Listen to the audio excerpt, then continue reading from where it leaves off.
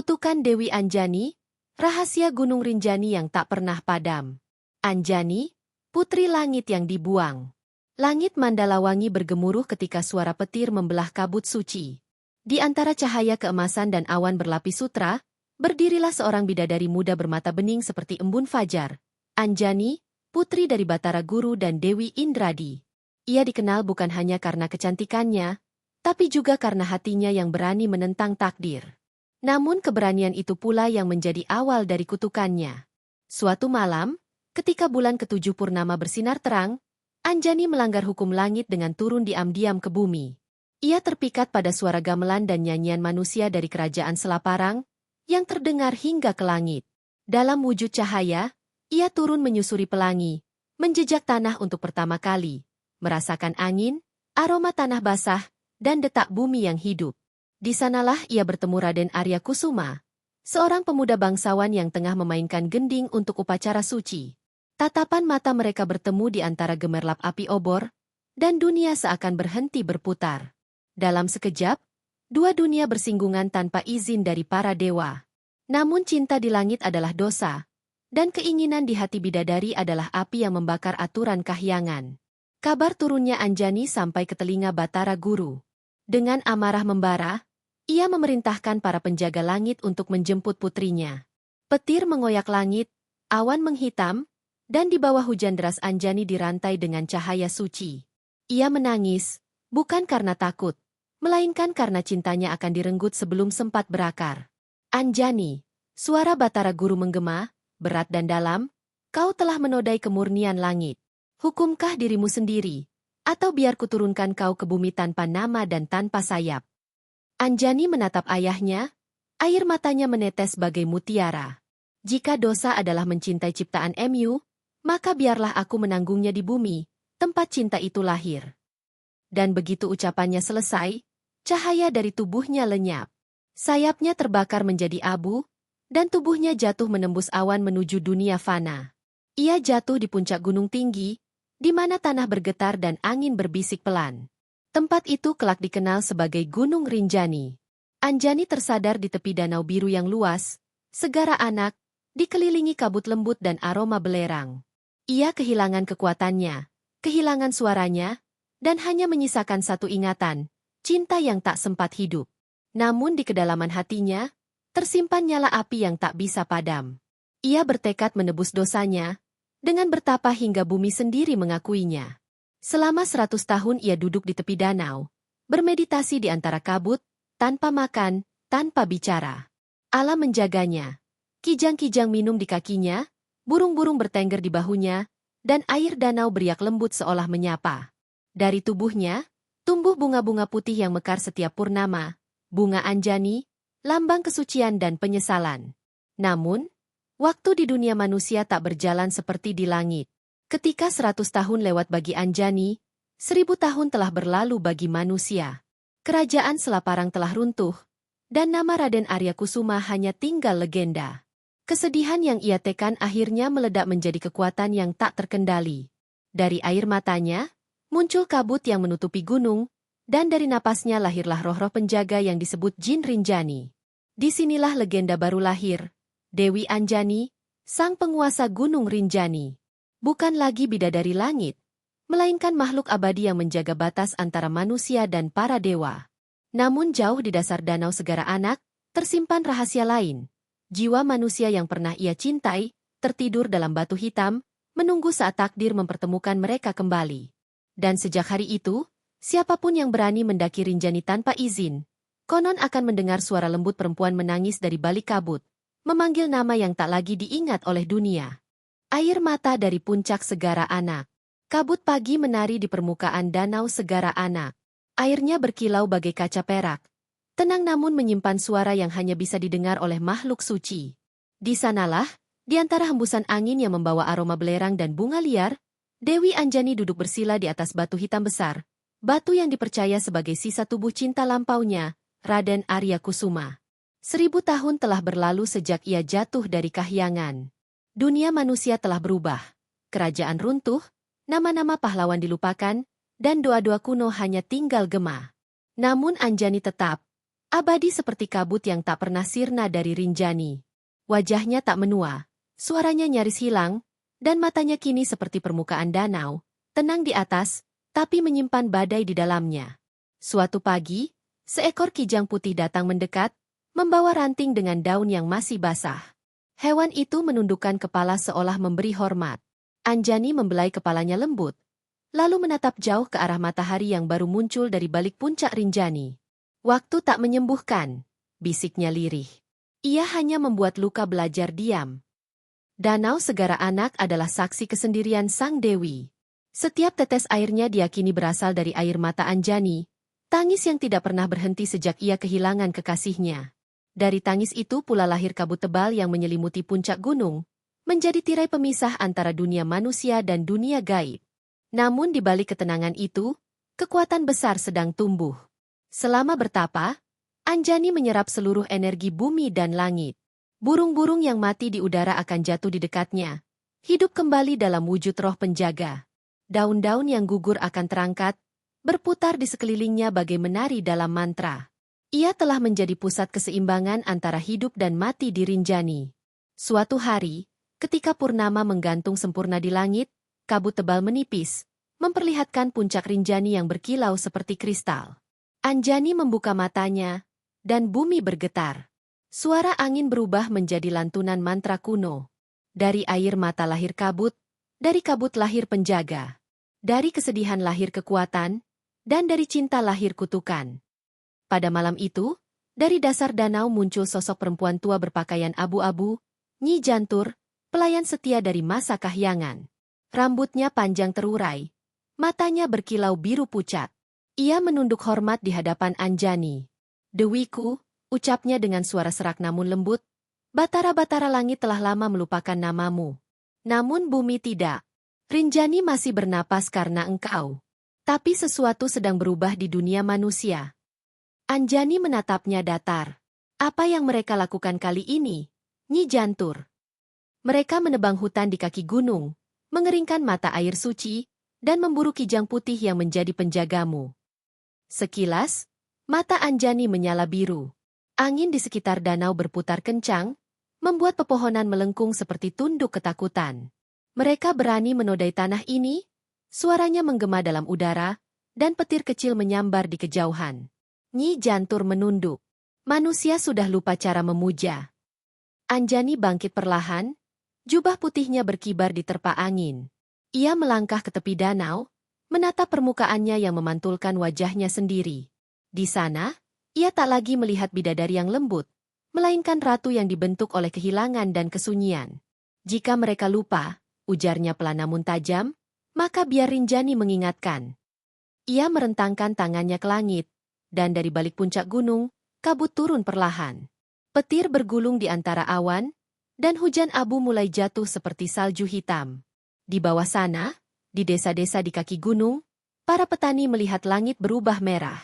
Suara-suara aneh terdengar dari dalam kawah, dan angin membawa aroma kemenyan serta bunga kenanga. Malam itu, legenda lahir, murka Dewi Anjani. Penduduk Lombok berkata, siapapun yang melintasi hutan tanpa izin akan mendengar bisikan perempuan dari balik pepohonan. Kadang lembut seperti ibu, kadang menyeramkan seperti badai. Ia menanyakan satu hal. Mengapa kau ganggu rumahku?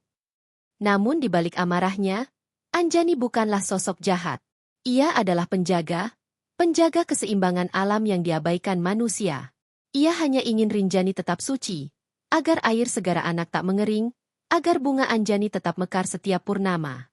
Suatu malam, ketika badai telah reda, Anjani kembali duduk di batu hitam itu. Ia menatap air danau, yang kini tenang kembali.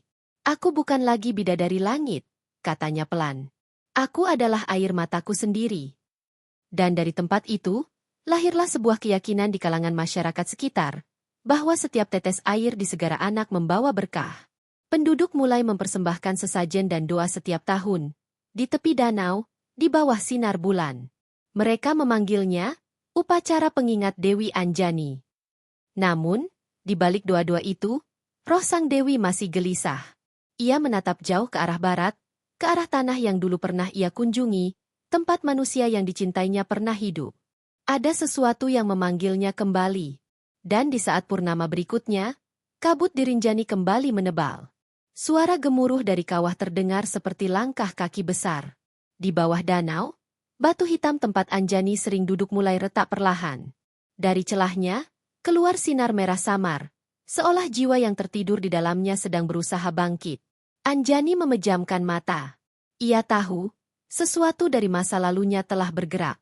Air mata terakhirnya menetes, jatuh ke permukaan danau, menimbulkan riak yang tidak pernah berhenti, hingga kini. Dan sejak malam itu, legenda lain mulai tumbuh di kalangan pendaki, bahwa di malam tertentu di tepi Segara Anak, akan terdengar suara perempuan menangis diikuti aroma bunga kenanga. Siapapun yang mendengarnya harus diam, jangan menjawab, sebab bisa jadi itu bukan manusia, melainkan air mata Dewi Anjani yang sedang mencari cintanya kembali. Janji yang terlupakan. Kabut Rinjani menggulung pelan, menyelimuti puncak gunung seperti kain sutra putih yang jatuh dari langit. Di bawah kabut itu, di tepi danau Segara Anak, Dewi Anjani masih duduk dalam diam, memandangi batu hitam yang mulai retak, batu yang menahan roh seseorang dari masa lalu yang tak pernah benar-benar pergi, Raden Arya Kusuma. 1000 tahun ia menunggu dalam hening. Namun cinta yang ditinggalkan manusia ternyata tak mengenal waktu. Dalam setiap riak air, Anjani mendengar gema lembut dari masa lalu, suara gamelan yang pernah membuatnya turun dari kahyangan. Malam itu, suara itu kembali terdengar, lirih, namun jelas, seolah datang dari dasar danau. Anjani. Hanya satu kata. Namun cukup untuk membuat sang dewi menggigil. Ia menatap air yang bergelombang pelan, lalu menutup matanya. Dalam keheningan itu, bayangan masa lampau muncul seperti lembaran yang disingkap oleh angin. Di masa itu, dunia masih muda. Langit dan bumi belum sepenuhnya berpisah, dan para dewa masih sering menjejak tanah. Di antara pepohonan dan air jernih, Anjani berjalan bersama Raden Arya Kusuma, pemuda selaparang yang memuja langit tanpa tahu ia berjalan di samping salah satu putri langit itu sendiri. Arya adalah manusia dengan mata penuh api kehidupan. Ia mencintai dunia dengan caranya sendiri. Berani, jujur, dan tulus. Setiap senja, ia memainkan gamelan di bawah pohon beringin, dan Anjani, dari balik awan, selalu datang untuk mendengarkannya. Apakah engkau tidak takut pada dewa yang marah? Anjani? Tanya Arya suatu sore. Takut. Anjani tersenyum. Aku lebih takut kehilanganmu. Mereka mengucap janji di bawah cahaya bulan, bahwa jika salah satu dari mereka terpisah, dunia akan berputar kembali hingga mereka bertemu lagi. Jika aku mati, kata Arya, carilah aku di mana air memantulkan langit. Aku akan menunggumu di sana. Janji itu, sederhana namun abadi, menjadi tali yang mengikat dua jiwa lintas dunia. Namun, cinta dua dunia tidak pernah dibiarkan tumbuh. Suatu malam, ketika Arya tengah berdoa di kuil kecil di kaki gunung, pasukan dari kahyangan datang. Mereka membawa petir dan cahaya. Mereka menuduhnya mencemarkan garis suci langit karena berani menyentuh seorang bidadari. Anjani berusaha melindunginya. Ia mengangkat tangannya, menciptakan dinding cahaya untuk melindungi Arya. Tapi Batara Guru sendiri turun dari langit. Wajahnya murka. Cinta yang melanggar hukum adalah racun bagi dunia, ucapnya. Arya berlutut, menunduk hormat. Jika mencintainya dosa, maka biarlah aku yang menanggungnya. Batara Guru menatapnya tajam. Kau akan kutidurkan dalam batu di dasar bumi, sampai dunia lupa namamu. Dan jika Anjani tetap mencintaimu, maka setiap air mata yang ia jatuhkan akan menjadi kabut yang menutup wajahnya dari dunia.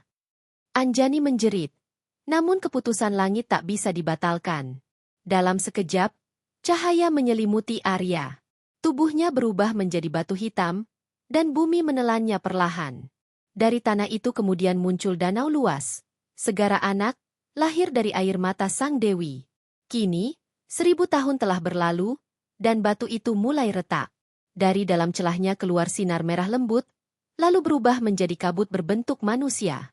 Wajahnya samar, tapi mata itu, mata yang sama yang pernah membuat Anjani turun dari langit, menatapnya lagi. Anjani. Apakah ini nyata? Bisik sang dewi. Sosok kabut itu tersenyum, lalu mendekat. Aku menunggumu di mana air memantulkan langit. Suara itu menggetarkan udara. Air danau bergolak pelan, burung-burung di sekitar terbang ketakutan. Nyi Jantur yang berjaga di tepi danau segera datang, wajahnya pucat. Dewiku, jangan tergoda oleh ilusi masa lalu. Itu bukan lagi manusia, melainkan roh yang tersesat. Namun Anjani menggeleng pelan. Tidak, Nyi Jantur. Itu dia. Aku tahu matanya. Aku tahu jiwanya. Ia melangkah mendekat ke permukaan danau, sementara kabut itu menampakkan bentuk lebih jelas. Tubuh tinggi dengan pakaian kerajaan kuno, rambut terurai, dan wajah tenang namun penuh kesedihan. Anjani, dunia telah berubah. Tapi janjiku belum pernah terhapus. Janji? Ya. Bahwa aku akan menunggumu di mana air memantulkan langit. Lihatlah sekelilingmu, ini tempat itu. Air di sekitar mereka mulai bersinar lembut. Danau Segara Anak kini memantulkan langit dengan sempurna, seperti cermin dunia lain. Anjani menatap pantulan itu dan melihat dua sosok, dirinya dan bayangan Arya di sisi lain. Namun sesuatu tidak beres. Bayangan Arya perlahan berubah. Matanya yang dulu hangat kini gelap, dan dari tubuh kabutnya muncul bayangan lain, bayangan hitam yang berbisik. Aku adalah cinta yang kau tinggalkan, tapi juga dendam yang kau lahirkan. Anjani tersentak. Ia mundur beberapa langkah, namun terlambat. Air danau tiba-tiba bergolak hebat. Dari dalamnya muncul puluhan roh kabut, makhluk-makhluk tak berwajah yang menjerit kesakitan. Mereka adalah arwah manusia yang mati di sekitar gunung, tertarik oleh kekuatan cinta dan kesedihan sang dewi. Nyi Jantur berteriak, mengucapkan mantra penahan. Tanah Rinjani, kembalikan yang tak pantas hidup di langitmu. Cahaya biru memancar dari tongkatnya, menahan kabut hitam itu. Anjani berdiri diam, menatap sosok Arya yang kini terombang-ambing di antara dunia roh dan dunia nyata. Maafkan aku, kata Anjani, air matanya jatuh satu persatu. Aku mencintaimu, tapi aku juga menciptakan penderitaanmu. Arya menatapnya dengan senyum terakhir sebelum kabutnya terurai oleh cahaya Nyi Jantur. Ia memudar perlahan, meninggalkan hanya bisikan lembut yang bergema di udara. Jika cinta kita harus terhapus, biarlah namaku menjadi doa di setiap kabut yang turun di Rinjani. Anjani menunduk. Air danau kembali tenang. Tapi sinar merah di bawahnya belum padam. Ia tahu, jiwa Arya belum sepenuhnya pergi.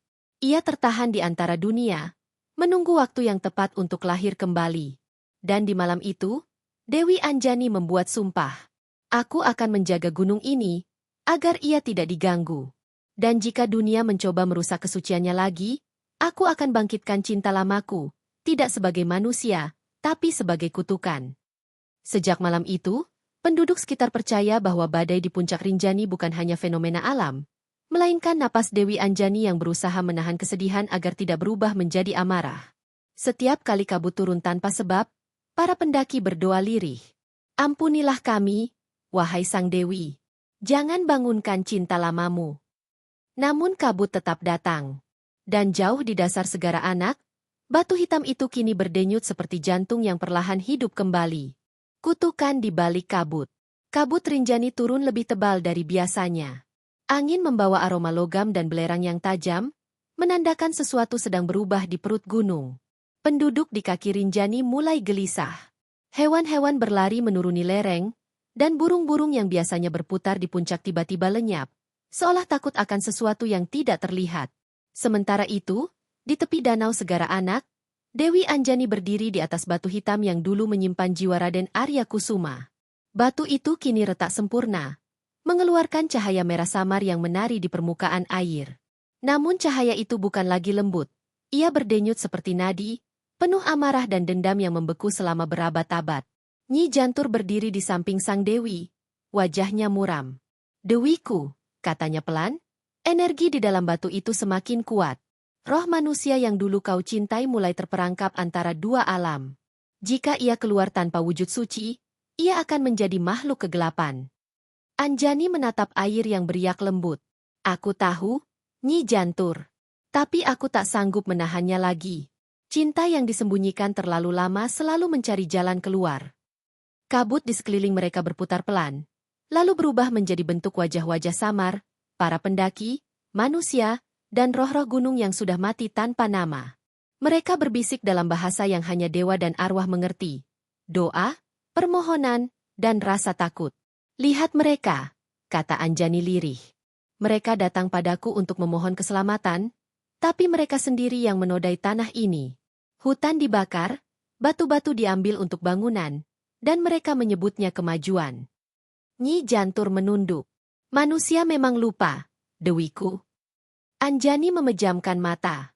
Dalam keheningan itu, kabut semakin menebal, menyelimuti seluruh permukaan danau.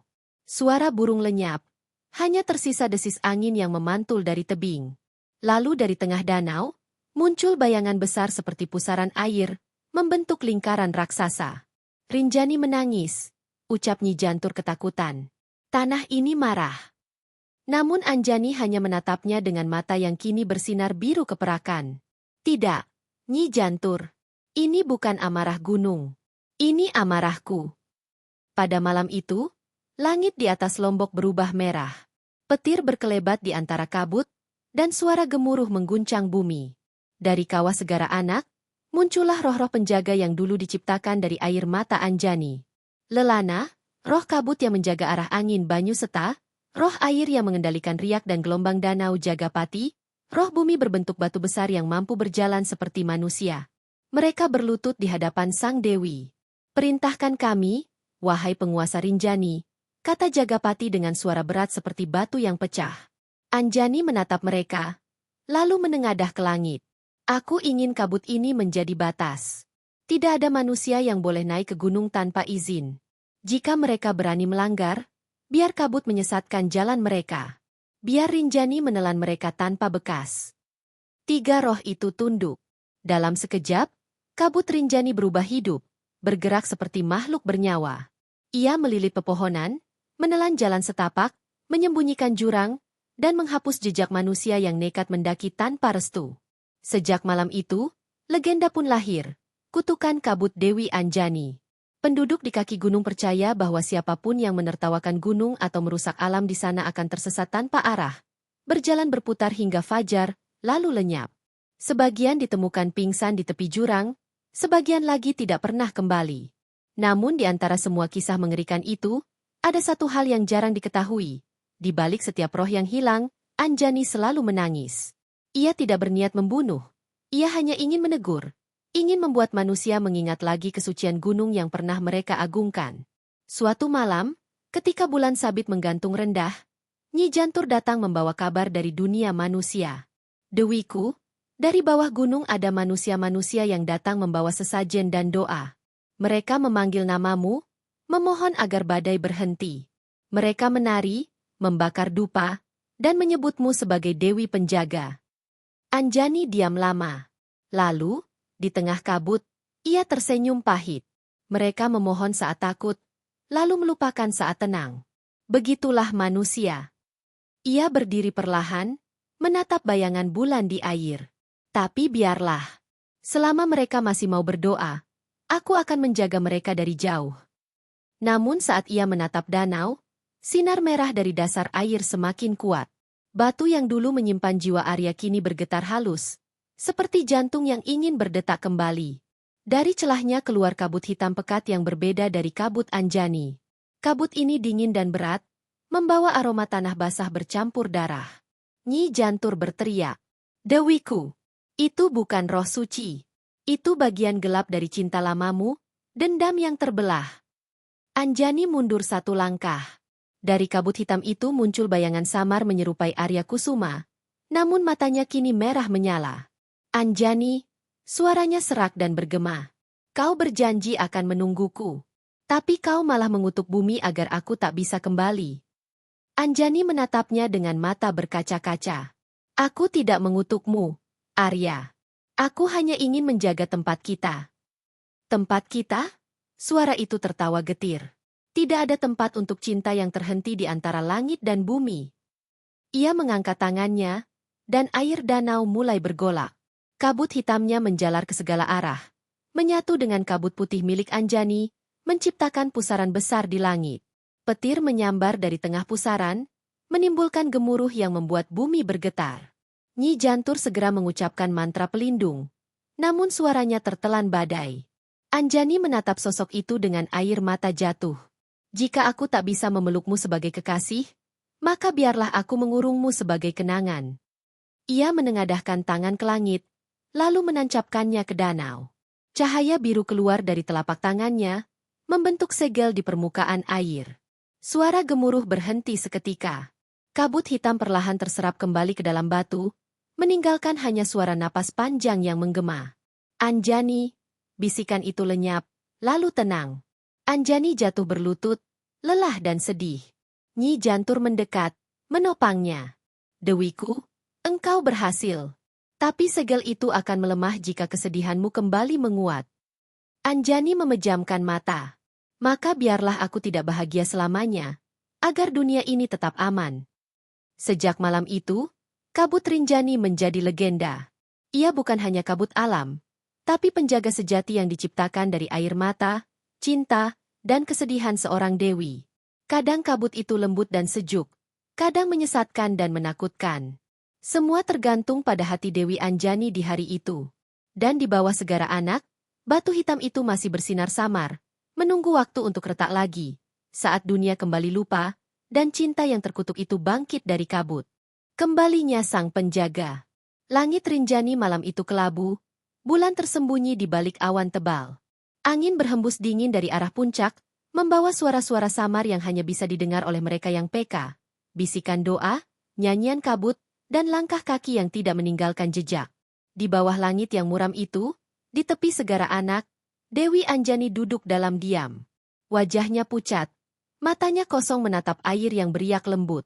Setelah pertempuran melawan bayangan cinta lamanya, tubuhnya melemah, dan segel yang ia buat di danau menyerap sebagian besar kekuatannya. Di belakangnya, Nyi Jantur berdiri membawa dupa dan kendi air suci.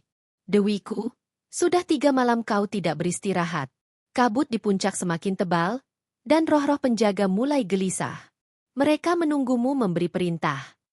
Anjani menghela napas panjang. Suaranya lembut namun berat. Aku tahu, Nyi Jantur. Aku bisa merasakan mereka. Tapi aku belum siap melihat mata mereka. Aku takut melihat diri sendiri di dalam tatapan mereka. Nyi Jantur menunduk, memahami. Ia tahu sang dewi sedang berjuang melawan bukan musuh luar, melainkan sesuatu yang jauh lebih berbahaya, kesepian yang abadi. Pada malam keempat, kabut mulai berputar di atas danau, membentuk pusaran cahaya biru. Dari dalam pusaran itu muncul 3 sosok besar, Lelana, Banyuseta, dan Jagapati, 3 roh penjaga Rinjani yang pernah diciptakan dari air mata dan napas Anjani sendiri. Mereka muncul bukan dengan keagungan seperti biasa, melainkan dengan ekspresi resah. Lelana, roh kabut, menunduk dan berkata, Dewiku, batas antara dunia manusia dan dunia gaib semakin tipis. Sejak segel itu melemah, makhluk-makhluk dari bawah mulai naik. Mereka meniru bentuk manusia dan berkeliaran di hutan. Banyuseta menambahkan, air danau sudah tidak suci sepenuhnya. Ada warna hitam di dasar air, seolah racun dari kedalaman bumi merayap naik. Jagapati, sang roh batu, menggenggam tanah di tangannya yang besar. Gunung ini bergetar setiap malam, Dewiku. Aku mendengar suara dari bawah, suara yang memanggil nama Anda. Anjani menutup matanya. Ia tahu siapa yang dimaksud. Raden Arya Kusuma. Roh yang telah ia segel dengan kesedihan sendiri. Dia belum sepenuhnya tenang, gumam Anjani lirih. Dan jika ia bangkit dalam bentuk yang tidak suci, maka Rinjani akan terbakar oleh cintaku sendiri. Lelana berlutut. Perintahkan kami, Dewiku. Kami akan menjaga segel itu dengan nyawa kami. Namun sebelum Anjani sempat menjawab, bumi bergetar keras. Dari arah utara danau terdengar suara seperti teriakan ribuan jiwa. Air memancar tinggi ke udara, dan dari tengah pusaran muncul makhluk berwujud manusia namun dengan mata merah menyala dan kulit gelap seperti arang. Ia mengerang kesakitan, seolah baru lahir dari rahim gunung. Nyi Jantur mundur ketakutan. Itu, roh penjaga yang rusak. Anjani menatap makhluk itu, matanya melebar. Ia mengenal aura di balik tubuh hitam itu, salah satu roh ciptaannya yang dulu tersesat dalam perang antara kabut putih dan hitam. Roh itu kini kembali, tapi dalam bentuk yang cacat dan buas. Dewiku, seru Banyuseta, izinkan kami memusnahkannya. Anjani menggeleng pelan. Tidak. Ia pernah jadi bagian dariku. Aku yang harus mengakhirinya. Ia berdiri perlahan. Jubah putihnya melambai, dan dari telapak tangannya keluar cahaya biru lembut. Ia menatap makhluk itu dengan mata penuh duka. Engkau adalah penjaga yang lahir dari air mataku. Aku berikanmu tugas menjaga batas dunia, bukan menebar ketakutan. Makhluk itu menggeram. Aku lapar, lapar akan cahaya, lapar akan cinta yang kau simpan sendiri. Sebelum Anjani bisa bergerak, makhluk itu melompat ke arahnya. Dalam sekejap, Banyu Seta membentuk dinding air, menahan serangan. Lelana menyelimuti area dengan kabut, dan Jagapati menghempaskan tanah dari kakinya untuk menahan gempa. Pertempuran antara makhluk-makhluk gaib itu berlangsung hebat. Air dan kabut berputar, petir menyambar, dan langit Rinjani menjadi merah. Di tengah kekacauan itu, Anjani mengangkat tangannya, membisikkan mantra kuno dari kahyangan. Wahai roh yang lahir dari penyesalan, kembalilah ke asal. Jadilah batu, jadilah tanah, jadilah sunyi yang tak berjejak. Cahaya biru keluar dari tangannya, menyelimuti makhluk itu. Ia menjerit, suaranya menggema jauh ke lembah. Perlahan tubuhnya mengeras, menjadi batu hitam yang jatuh ke tepi danau. Dan di tempat batu itu jatuh, air mendidih, muncul pulau kecil yang kelak disebut manusia sebagai Gunung Baru Jari. Nyi Jantur berlutut. Dewiku, engkau baru saja menciptakan gunung dari air matamu lagi. Anjani menatap pulau itu dengan pandangan kosong. Tidak, Nyi Jantur. Aku menciptakan penjara. Dan setiap penjara butuh penjaga. Ia menatap tiga roh setianya. Mulai malam ini, kalian tidak hanya menjaga kabut dan air. Jagalah gunung kecil itu. Jika ada yang mendaki tanpa izin, peringatkan mereka. Tapi jika mereka sombong, biarlah mereka hilang dalam kabut. Ketiga roh itu menunduk dalam. Kami mengerti, Dewiku. Sejak malam itu, penduduk sekitar sering melihat kabut tebal muncul tiba-tiba di danau. Dari kejauhan, tampak bayangan raksasa berjalan di atas air, lalu lenyap di balik pulau kecil di tengah danau. Kadang terdengar suara gamelan samar, kadang tangisan perempuan yang menggema dari dalam kabut. Orang-orang desa percaya, itu tanda para penjaga Rinjani telah bangkit kembali. Mereka mulai kembali membawa sesajen setiap bulan purnama, kemenyan, bunga kenanga, dan air murni dari mata air suci. Mereka berlutut di tepi danau, memohon agar Sang Dewi melindungi mereka dari amarah gunung. Dan setiap kali doa itu dinaikkan, kabut akan berputar pelan, seperti menyambut dengan lembut. Suara perempuan terdengar dari jauh, sayup-sayup namun penuh kasih. Selama kalian menghormati alam, aku akan menjaga kalian. Namun di balik semua ketenangan itu, Dewi Anjani tahu sesuatu sedang berubah. Batu hitam di dasar danau masih berdenyut, dan setiap kali bulan purnama muncul, sinar merahnya semakin terang. Ia tahu, cinta lamanya belum benar-benar pergi. Rinjani masih tenang, bisik Nyi Jantur suatu malam, tapi gunung tidak bisa berdiam selamanya. Anjani menatap puncak yang diselimuti awan. Aku tahu. Dan saat waktunya tiba, bukan hanya penjaga yang akan bangkit, tapi masa lalu juga. Dan malam itu, ketika kabut kembali menutup puncak, penduduk yang tinggal di bawah gunung mengaku melihat cahaya biru menari di langit, berbentuk siluet perempuan berselimut jubah. Mereka berkata, Dewi Anjani telah kembali menjaga Rinjani. Namun tidak ada yang tahu, di balik senyum lembutnya, ia menyimpan ketakutan yang sama seperti 1000 tahun lalu. Takut bahwa cinta yang ia kurung akan bangkit lagi, membawa kutukan yang bahkan dewa pun tak mampu hentikan. Misteri di Danau Segara Anak. Kabut pagi di sekitar Segara Anak tampak lebih tebal dari biasanya. Burung-burung enggan berkicau, dan air danau berkilau aneh, seolah memantulkan cahaya dari dalam dirinya sendiri. Para pendaki yang tiba di tepian danau pada fajar itu hanya bisa berdiri terdiam. Ada keheningan yang tidak wajar, seolah seluruh alam menahan napas. Di sisi timur danau, Nyi Jantur sedang duduk bersila, menaburkan bunga kenanga dan dupa ke arah air. Ia membacakan mantra kuno dalam bahasa kahyangan. Tapi di balik doa-doanya, wajahnya terlihat tegang. Di belakangnya, Dewi Anjani berdiri menatap air yang beriak perlahan. Matanya tajam seperti sedang membaca sesuatu yang tak terlihat manusia biasa. Airnya bernafas, gumam Anjani. Kau lihat, Nyi Jantur? Permukaannya berdenyut. Nyi Jantur menatap air yang bergelombang lembut. Tapi memang, ada sesuatu yang lain. Riak itu bukan datang dari angin, melainkan dari bawah. Dari kedalaman yang kelam. Dewiku, kata Nyi Jantur pelan. Bisa jadi, segel itu kembali retak. Anjani menutup matanya, mendengar gema halus dari dalam air. Suara itu bukan suara manusia. Itu bisikan, lirih dan panjang. Suara yang pernah ia dengar ribuan tahun lalu. Anjani, apakah kau masih mencintaiku? Tubuh sang dewi seketika membeku. Ia tahu siapa pemilik suara itu.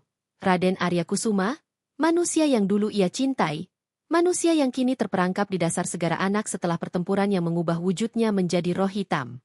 Nyi Jantur menggenggam pergelangan tangan Anjani. Suaranya gemetar.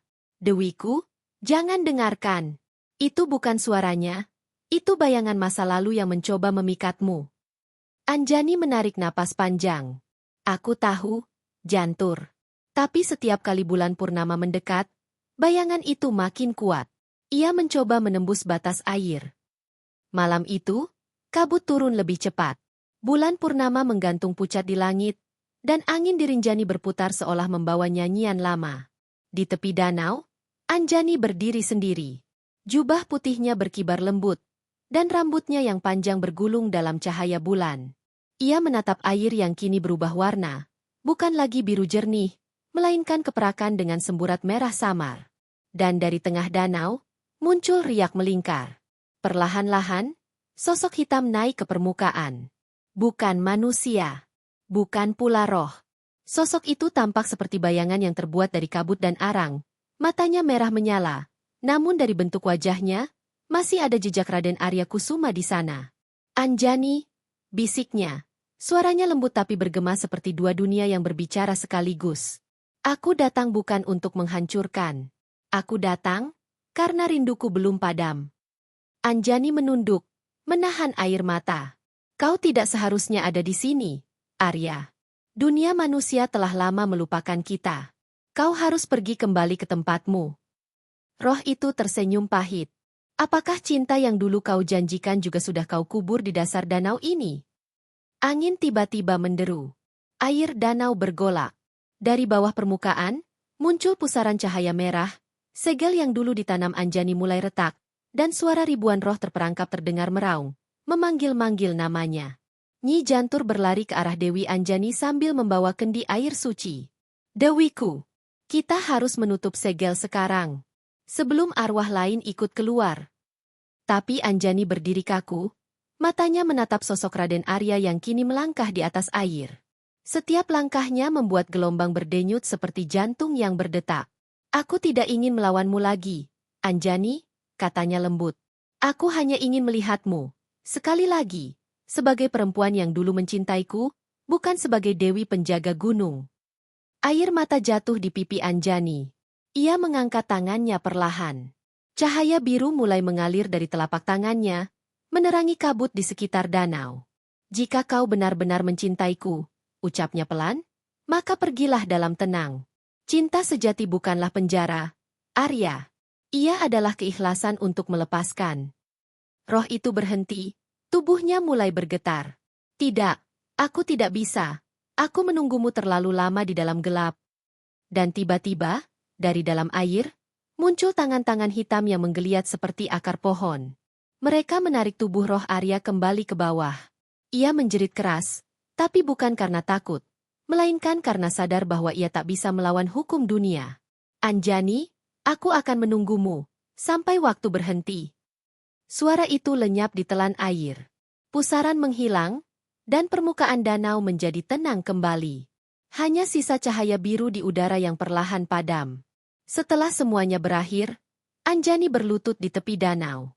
Wajahnya pucat, matanya kosong menatap pantulan dirinya di air. Di sampingnya, Nyi Jantur duduk pelan, menaruh selendang di bahu sang dewi. Dewiku, apakah kau baik-baik saja? Anjani tersenyum tipis. Aku baik. Tapi cinta seperti itu tak akan pernah hilang, Jantur. Ia hanya berubah bentuk.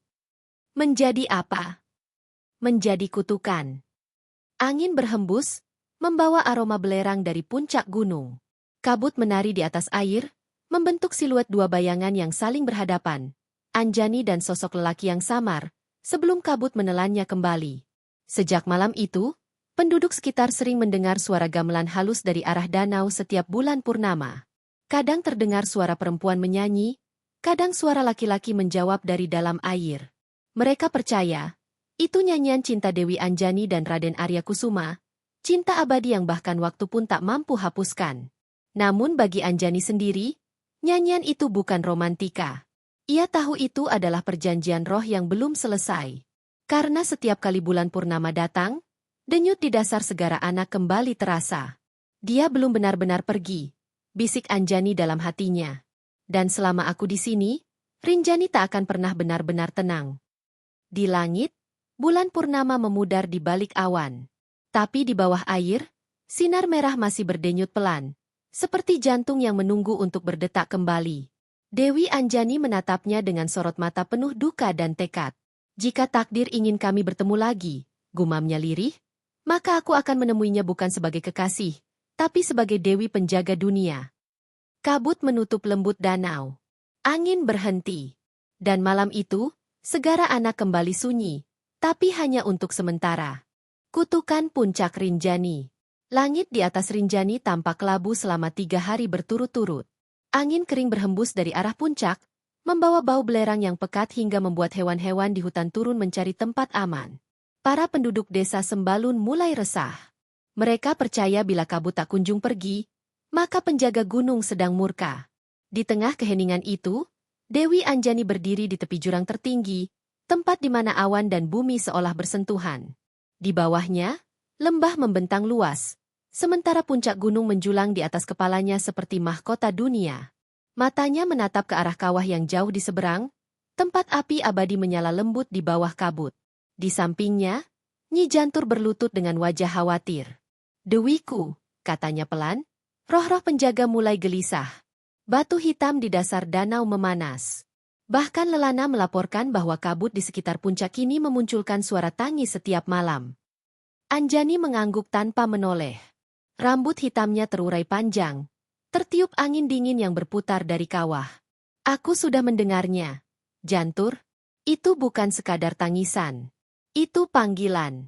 Sesuatu di dalam gunung sedang bangkit." "Apakah itu dia?" tanya Nyi Jantur ragu. "Bukan," jawab Anjani lirih. "Ini lebih tua darinya. Lebih tua bahkan dari aku." Nyi Jantur menatap heran. "Lebih tua dari Dewiku sendiri?" Anjani menatap jauh ke arah puncak yang diselimuti kabut kelabu. "Sebelum aku menjaga Rinjani, ada kekuatan yang lebih purba di dalamnya. Api yang menjadi jantung gunung ini. Ia tertidur selama berabad-abad, tapi sekarang mulai terbangun." Malamnya, langit di atas Rinjani berwarna merah tua. Awan tampak berputar seperti pusaran besar, dan dari dalam kawah terdengar suara rendah seperti napas raksasa. Penduduk desa berlari keluar rumah, berdoa sambil menyalakan dupa dan menaburkan bunga di tanah. Di tengah badai angin dan gemuruh, Dewi Anjani muncul di udara, tubuhnya bercahaya biru lembut. Ia melayang di atas kawah, jubahnya berkibar seperti nyala api putih. 3 roh penjaga, Lelana, Banyuseta, dan Jagapati, berdiri di sekelilingnya, membentuk lingkaran cahaya yang mengikat puncak gunung. "Dewiku," seru Lelana, retakan di dalam kawah makin besar. "Kami tidak bisa menahannya lama-lama." Anjani mengangkat tangan kanannya, menciptakan lingkaran cahaya. Dari ujung jarinya, kilatan energi memancar menembus kabut. Suara nyanyian mantra terdengar. "Wahai api purba penjaga bumi, tenanglah dalam rahim gunung. Janganlah murka pada dunia, karena alam masih menghormat padamu." Namun, dari dalam kawah terdengar tawa berat, suara yang bukan berasal dari manusia maupun dewa. Suara itu bergetar, membuat udara bergetar seperti kulit gendang raksasa. "Anjani, kau menenangkan sesuatu yang tak bisa kau pahami." Anjani menatap ke bawah, ke dalam kegelapan yang kini memancarkan cahaya merah. Dari dasar kawah, muncul sosok besar, tinggi, bersisik hitam merah, bermata api.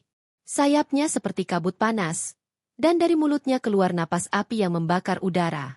Itu adalah Bathara Lahar, roh api purba yang dulu dikurung oleh para dewa karena amarahnya bisa membakar dunia.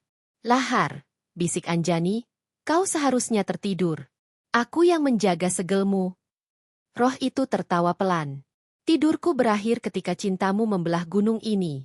Air matamu melahirkan segara anak, tapi juga memecah dinding antara api dan air. Kini aku bebas.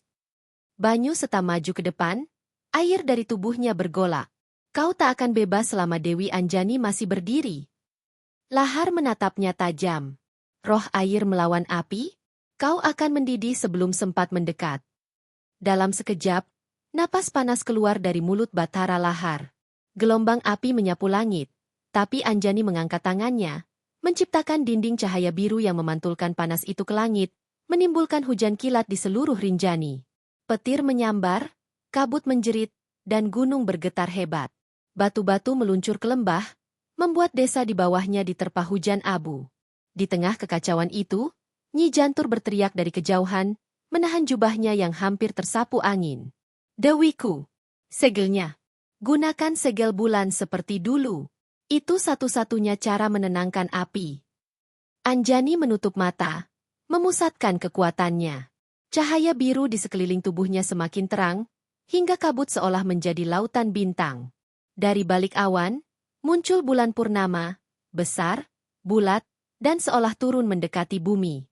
Wahai bulan, saksi abadi cinta dan kesunyian, pinjamkan cahayamu untuk menenangkan bumi ini. Ujar Anjani dengan suara lembut namun menggema ke seluruh langit. Cahaya bulan menembus awan dan jatuh tepat di puncak gunung. Kilatan perak dan biru berbaur dengan api merah. Bathara Lahar meraung keras.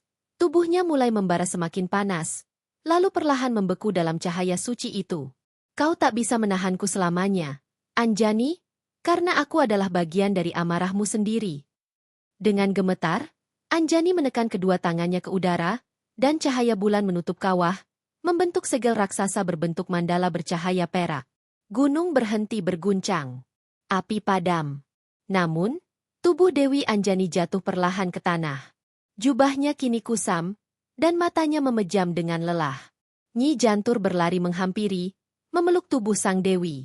Dewiku, kau telah mengorbankan sebagian kekuatanmu lagi. Anjani membuka matanya perlahan, tersenyum samar. Tidak apa, Jantur. Gunung ini harus tenang. Tapi kutukan itu belum selesai. Kutukan?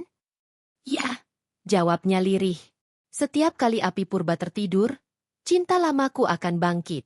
Karena mereka berasal dari sumber yang sama, api dan air dalam satu tubuhku.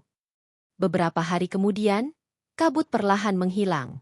Langit kembali cerah. Penduduk desa menganggap bencana telah lewat dan mulai kembali beraktivitas. Tapi di malam hari, beberapa pendaki melaporkan hal aneh di puncak Rinjani.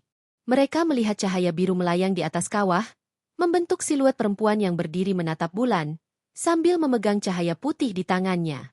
Kadang, mereka mendengar bisikan halus di telinga. Jangan langkahi puncak dengan sombong. Karena api di bawah masih hidup, dan cinta di atas belum mati. Dewi Anjani kini kembali menjaga puncak sendirian. Nyi Jantur turun ke lembah untuk menjaga umat, sementara para roh penjaga tetap berdiam di kabut.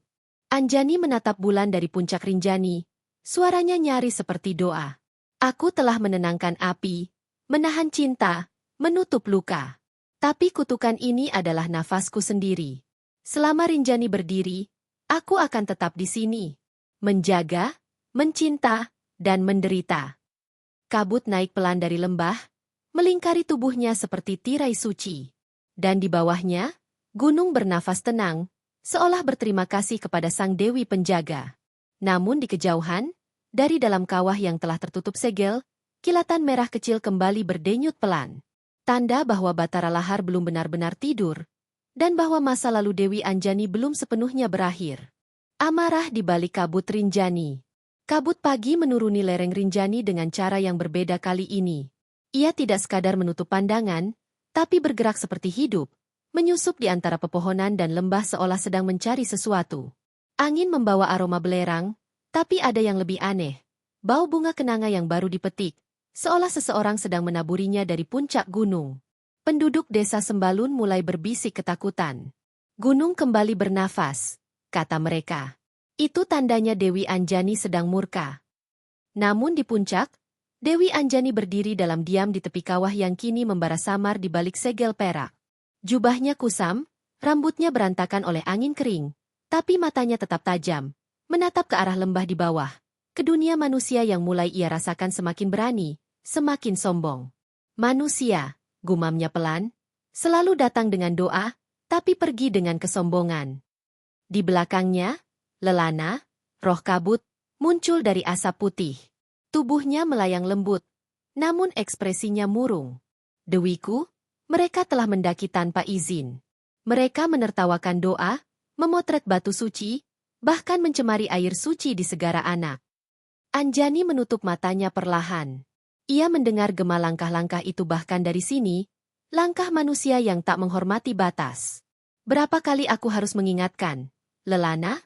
Manusia lupa bahwa setiap tempat di bumi ini punya penjaga. Lelana menunduk. Apakah aku harus menakuti mereka seperti dulu? Anjani membuka matanya, cahaya biru berkilat di irisnya. Tidak, Lelana.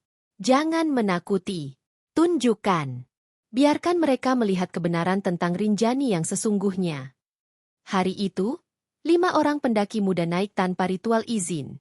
Mereka tertawa, saling bercanda, mengabaikan tanda peringatan dan sesajen yang ditinggalkan di batu besar.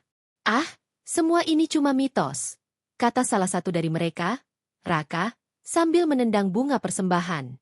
Mitos bikinan orang kampung biar kita takut. Lihat nih, gunungnya tenang aja, kan? Namun saat mereka tiba di tepi Segara Anak, kabut turun dengan cepat, menelan seluruh cahaya. Air danau beriak tanpa angin, dan suara seperti gamelan terdengar dari arah tengah danau. Kalian denger nggak? Tanya Sinta, satu-satunya perempuan di kelompok itu. Suaranya bergetar. Ada suara musik. Raka tertawa gugup. Paling cuma gema. Atau pendaki lain lagi nyetel lagu. Tapi musik itu berubah menjadi suara perempuan menyanyi. Halus, sendu, dan indah sekali. Seindah kesedihan yang tidak bisa dijelaskan. Siapa yang datang ke rumahku? Tanpa salam, tanpa hormat. Tak tahu bumi ini punya jiwa. Air di danau mulai berputar. Dari dalam kabut, muncul siluet seorang perempuan berjubah putih, rambutnya panjang, wajahnya samar seperti cahaya bulan. Ia berjalan di atas air, setiap langkahnya meninggalkan kilau biru. Dewi Anjani, bisik Sinta, tubuhnya gemetar. Raka tertegun, matanya menatap sosok itu dengan kagum dan takut bersamaan. Nggak mungkin, itu cuma kabut. Sosok itu berhenti beberapa meter dari mereka. Suaranya lembut, tapi setiap kata terdengar di dalam kepala semua orang. Kalian datang tanpa izin. Kalian menodai airku. Apakah gunung ini tampak seperti tempat bermain? Tanah bergetar pelan. Lelana muncul di belakang mereka. Kabut di tubuhnya membentuk wajah manusia tanpa mata. Salah satu pendaki berteriak, lari ke arah hutan, tapi kabut menelannya dalam sekejap. Tak ada suara lagi setelah itu, hanya gaung angin. Sinta berlutut, menangis. Ampuni kami, Dewi. Kami tak tahu, kami cuma ingin melihat keindahanmu. Anjani menatap gadis itu lama. Keindahan tanpa rasa hormat adalah racun, anak manusia. Tapi karena kau mengakui dosamu, kau akan hidup. Ia mengangkat tangan, dan cahaya biru menyelimuti Sinta. Gadis itu pingsan seketika, sementara kabut menarik tubuhnya ke tepi danau dengan lembut. Namun Raka, yang masih berdiri gemetar, malah berteriak menantang. Kalau kau memang Dewi, tunjukkan wujud aslimu. Jangan cuma menakuti manusia. Seketika angin berhenti. Kabut membeku di udara. Lelana menunduk dalam ketakutan. Dan perlahan, Anjani menatapnya dengan mata bercahaya perak menyala. Wujud asliku, bukan untuk mata manusia yang sombong. Dalam sekejap, cahaya meledak dari tubuhnya. Rambutnya berubah menjadi kabut perak. Matanya bersinar seperti 2 bulan, dan di belakangnya muncul sayap besar dari cahaya air dan api. Suara angin dan petir bersatu, membuat seluruh danau bergetar. Raka menjerit ketakutan, tapi terlambat. Dalam sekejap, tubuhnya membeku, bukan menjadi es, tapi menjadi batu hitam yang kemudian jatuh ke air, tenggelam ke dasar segara anak. Kabut mereda. Dewi Anjani menutup matanya, tubuhnya kembali seperti semula. Ia menatap permukaan danau yang kini tenang, lalu berkata pelan, "Aku tidak membunuhnya. Aku hanya mengembalikannya menjadi bagian dari gunung ini." Malam itu, Nyi Jantur datang tergesa dari arah lembah, membawa kabar. "Dewiku." Penduduk desa menemukan gadis muda tak sadarkan diri di tepi danau. Ia bercerita bahwa ia melihat Dewi Cahaya di atas air. Anjani tersenyum kecil. "Biarkan ia hidup, Jantur. Ia akan menjadi saksi bahwa gunung ini bukan sekadar batu dan tanah, melainkan hidup dan berjiwa." "Tapi, Dewiku," Nyi Jantur menatap dengan cemas. "Setiap kali kau menunjukkan kekuatanmu, batas antara dunia gaib dan dunia manusia makin kabur. Roh-roh dari bawah mulai naik. Aku khawatir mereka akan memanggil dia." Anjani memejamkan mata, merasakan sesuatu bergetar jauh di bawah segara anak, denyut halus yang ia kenal. "Raden Arya Kusuma." Suara hatinya berbisik. "Kau masih di sana, bukan? Menungguku?" Ia menatap ke langit. Bulan purnama belum muncul, tapi cahayanya terasa di hatinya. "Kalau begitu," katanya lirih, "biarkan semua ini terjadi. Aku tak bisa lari dari amarah gunung, karena amarah itu adalah bagian dariku." Keesokan harinya, kabut di sekitar puncak Rinjani belum juga hilang. Tapi setiap orang yang memandang ke atas akan melihat sesuatu yang aneh. Bayangan perempuan berjubah putih berdiri di atas kawah, dikelilingi cahaya biru. Dan pada malam hari, para pendaki yang berani berkemah di tepi danau akan mendengar suara halus dari arah kabut. "Hormatilah gunung. Jangan datang dengan sombong. Karena kabut ini mengingat wajahmu." Beberapa dari mereka mengaku melihat batu hitam di dasar air yang berkilau merah saat bulan muncul. Bentuknya menyerupai manusia yang sedang bersujud. Kini, Dewi Anjani tahu, keseimbangan antara cinta, amarah, dan keabadian mulai rapuh. Gunung yang ia jaga bukan lagi sekadar rumahnya, melainkan cermin dari perasaannya sendiri. Bila manusia datang dengan keserakahan, gunung akan murka. Bila cinta masa lalu bangkit, gunung akan menangis. Dan bila ia kehilangan kendali, Rinjani akan terbakar. Ia berdiri di puncak, memandang jauh ke arah laut kabut. Suaranya lembut namun menggetarkan udara. "Aku adalah penjaga dan kutukan Rinjani. Selama gunung ini berdiri, tak ada yang benar-benar bebas dari amarahku." Kabut berputar seperti menunduk di bawah perintahnya, lalu menyebar pelan ke seluruh lereng, membawa ketenangan sekaligus peringatan bagi siapapun yang berani menantang kesucian Rinjani. Dan di kejauhan, di dalam kedalaman segara anak, denyut merah kembali tampak. Lambat, tapi pasti, semakin kuat. Tanda bahwa cinta dan amarah Dewi Anjani akan segera bertemu dalam bentuk yang paling berbahaya. Kebangkitan sang cinta dan api. Langit di atas Rinjani malam itu berwarna merah tua, bukan sekadar pantulan api unggun para pendaki, melainkan cahaya dari perut bumi yang mulai bergolak. Udara panas naik dari celah kawah, membawa bau belerang yang tajam. Kabut yang biasanya putih lembut kini berubah menjadi merah keunguan, berputar seperti sedang menahan sesuatu yang ingin keluar.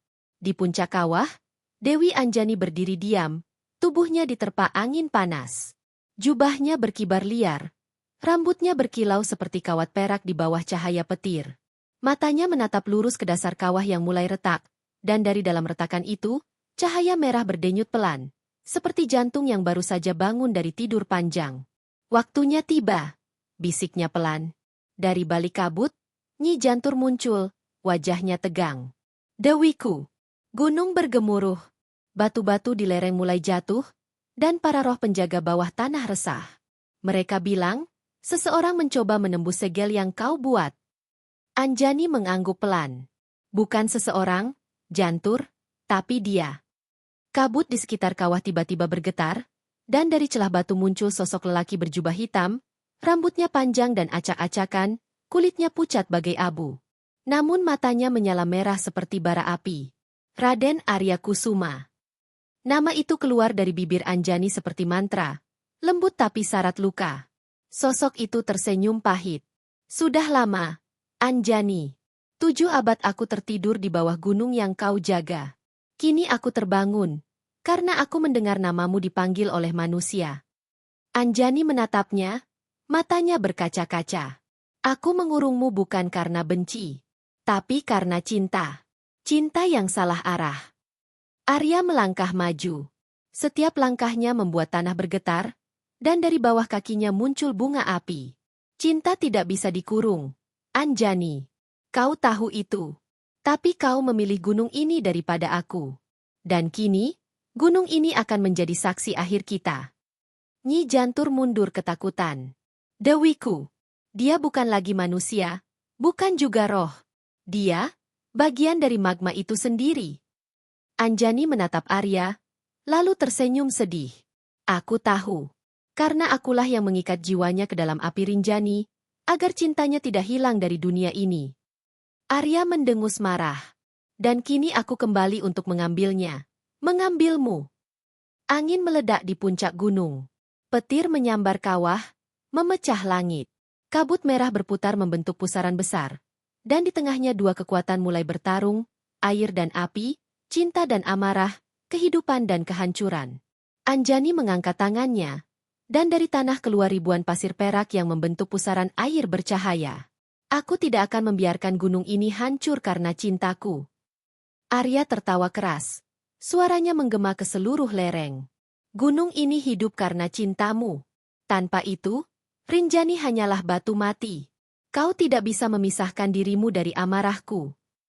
Mereka berdua berputar, kekuatan mereka beradu di udara. Dari tangan Arya keluar semburan api merah, menghantam pusaran air perak milik Anjani. Suara dentuman seperti gemuruh gunung membuat seluruh lembah Sembalun bergetar.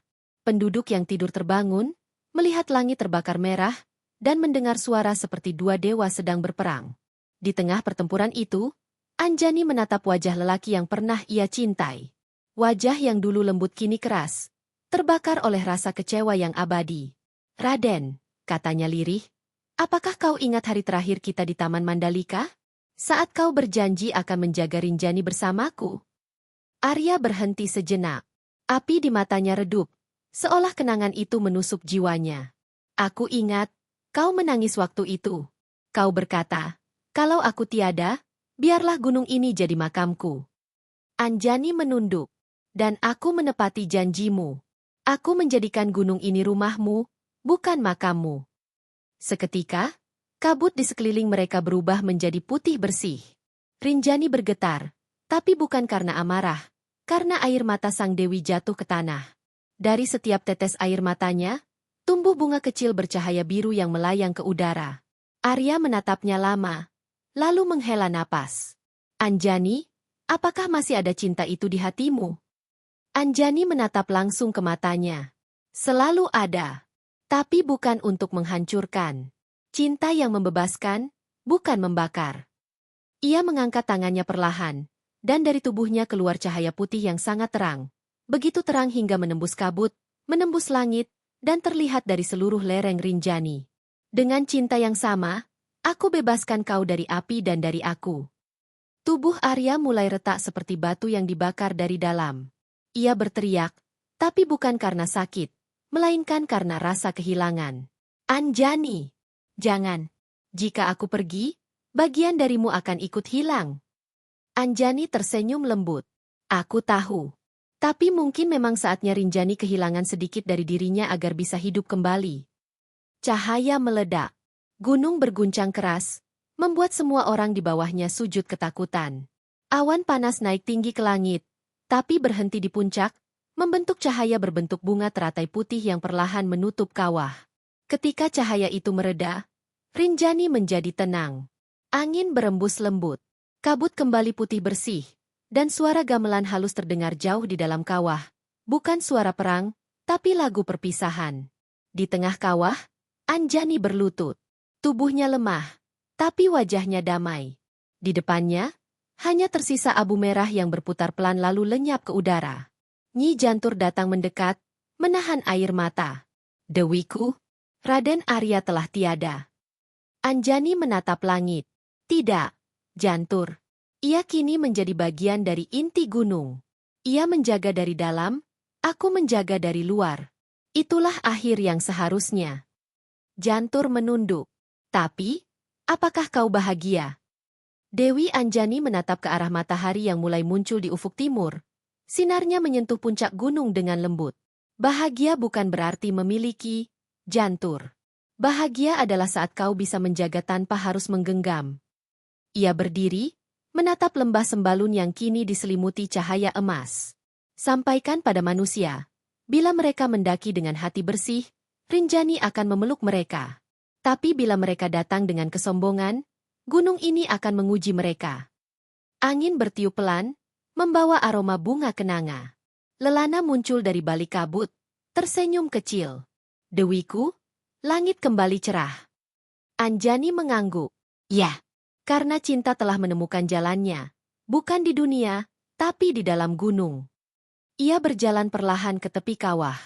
Setiap langkahnya meninggalkan jejak cahaya biru yang segera hilang begitu disentuh kabut. Aku bukan lagi hanya penjaga Rinjani, katanya pelan. Aku adalah Rinjani itu sendiri. Dan ketika matahari sepenuhnya muncul, Dewi Anjani menghilang ke dalam kabut. Namun hingga kini, setiap kali pagi datang dan kabut turun ke lembah, penduduk Sembalun masih percaya bahwa ia berjalan di antara mereka. Dalam embun, dalam angin, dalam bisikan lembut yang terdengar dari arah gunung. Hormatilah Rinjani, dan Rinjani akan melindungimu. Karena cinta yang suci tak pernah benar-benar hilang. Hanya berubah menjadi penjaga abadi.